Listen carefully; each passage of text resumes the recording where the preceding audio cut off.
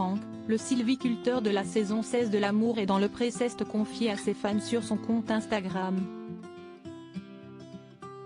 Si est-il le cœur lourd qu'il a parlé du décès d'un de ses grands amis ce jeudi 13 juillet. L'envers de la télé-réalité n'est pas toujours tout rose. En témoigne la vie de Franck, sylviculteur quadragénaire qui a perdu un proche le 13 juillet 2011. 12 ans plus tard, jour pour jour, le candidat emblématique de la saison 16 de L'amour est dans le pré a tenu à rendre hommage à son regretté ami sur son compte Instagram. Nous sommes le 13 juillet. Que je déteste cette date. Quel choc pour ta famille, pour tes amis, pour moi débute cet originaire de Nouvelle-Aquitaine dans un long texte accompagné d'une photo de ses années d'insouciance lorsque les deux complices étaient de jeunes engagés volontaires. Je me souviens de ce jour comme si j'y étais encore. Et quelques années plus tard, en 2011, un coup de téléphone m'apprenait la nouvelle, a-t-il confié. Franck raconte alors que c'est sa mère qui lui apprend le décès de son ami. Regarde les infos, je crois qu'il est mort.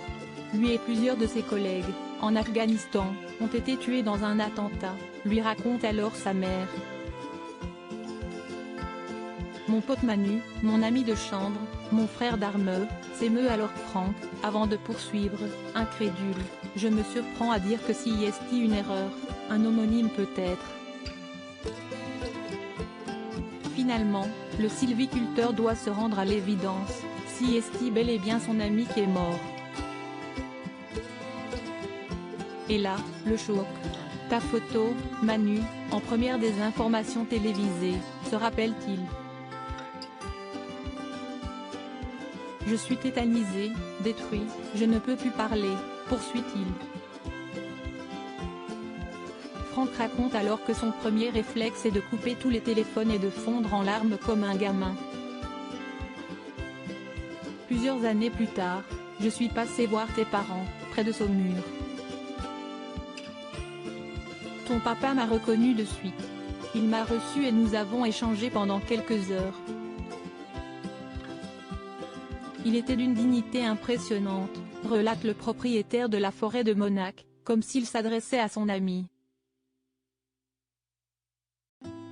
Ton papa était extrêmement fier de toi, raconte-t-il, avant de conclure, pendant qu'il me parlait, je regardais son regard. Le même que toi.